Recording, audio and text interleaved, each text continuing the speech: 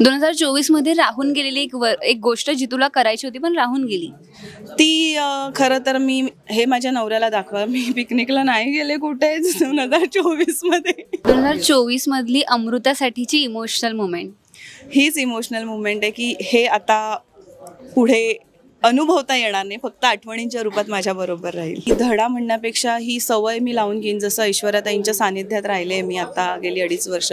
वेळोवेळी जेवढं स्वतःची काळजी घेणं हे मी नक्कीच प्रयत्न करेन याचा, आणि त्याची सुरुवात आम्ही केलेली आहे. नमस्कार, मी अंकिता शिंदे. इट्स मज्जामध्ये तुम्हा सगळ्यांचं स्वागत. 7व्या मुलीची 7वी मुलगी या मालिकेच्या सेटवर आहे आणि आता ही मालिका लवकरच आपल्या सगळ्यांचा निरोप घेणार आहे. आणि आता माझ्यासोबत आहे तुमची लाडकी केतकी काकू, म्हणजेच अमृता. अमृता, कशी आहेस? मी मस्त. आणि अवतार बघताय काय स्ट्रगल चाललंय सीन मध्ये. एक रॅपिड फायर आहे, आपण पटकन करूयात. पहिला प्रश्न असा आहे की 2024 आता लवकरच संपत आहे, तर 2024ला हे 2024 वर्ष तुझ्यासाठी कसं गेलं हे एका शब्दात किंवा एका ओळीत तुला सांगायचं? भेटींचं गेलं, म्हणजे गिफ्ट मिळालं, आणि त्यातलं मोठं गिफ्ट म्हणजे माझा ब्रेक बंपरला फोटो होता. ओके. 2024 मध्ये पूर्ण झालेले स्वप्न किंवा अचीवमेंट? हेच, मला ब्रेक बंपरला यायचं होतं. मला मालिकेमध्ये माझा स्टँड दाखवायचा होता, तो मला मिळाला झीमुळे. 2024 मध्ये बनवलेला किंवा खाल्लेला एखादा नवीन पदार्थ? बनवला भाकरीची फोडणीची भाकरी, जी मी केली नव्हती. मी फक्त लोकांच्या डब्यात न खायचे. भाकरीची फोडणीची पोळी मी केली होती, पण भाकरी कधी केली नव्हती. पण मी फोडणीची भाकरी मी केली आणि ती मला आवडते आणि आता मी यूज टू आहे आणि मी ते घेऊन येते सारखी. 2024 मध्ये शिकलेली एक नवीन स्किल? YouTube channel. माझं यूट्यूब चॅनल मी चालू केलं आहे आत्ताच डिसेंबरमध्ये, तर ती माझी मोठी गोष्ट आहे. ओके. 2024 मध्ये आवडलेला चित्रपट? माझ्या नवऱ्याचा प्रणवचा आला होता गुगल आई नावाचा चित्रपट, तो मला फार आवडला होता. 2024 मधला स्पेशल डे कोणता होता तुझ्यासाठी? स्पेशल डे आठवावं लागेल, कारण खूप मेमरी असते ना आपल्याकडे.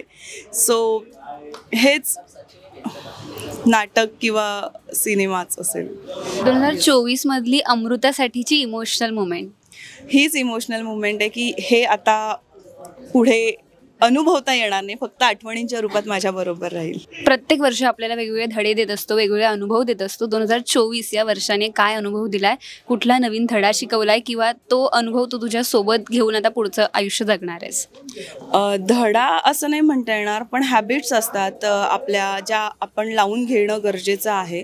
सो मी धडा म्हणण्यापेक्षा ही सवय मी लावून घेईन. जसं ऐश्वर्याताईंच्या सानिध्यात राहिले मी आता गेली 2.5 वर्ष.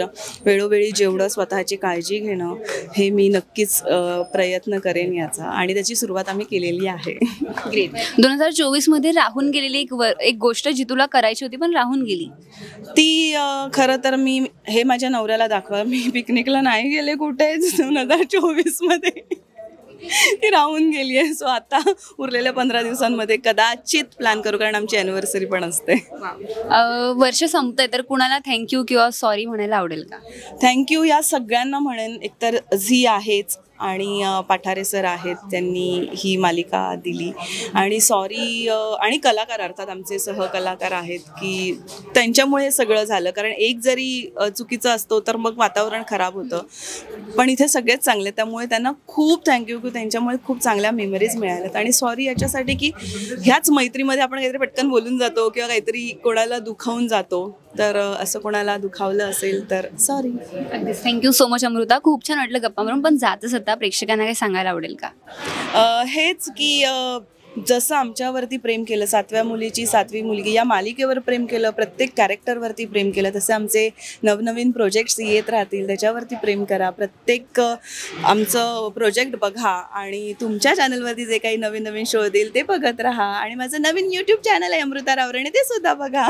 Thank you so much. आणि लवकरच एका वेगळ्या भूमिकेतून आमच्या भेटीला ये. Thank you so much. Thank you so much. तुम्ही वेळात वेळ काढून इथे आलात आम्हाला भेटायला आणि आम्हाला कव्हर केलं. थँक्यू सो मच आणि all the best. Thank you. Marathi चित्रपटसृष्टीमधील latest update, original web series, shows, गाणी आणि एंटरटेनमेंटसाठी आमच्या चॅनलला सबस्क्राईब करा आणि बेल आयकॉन दाबायला विसरू नका.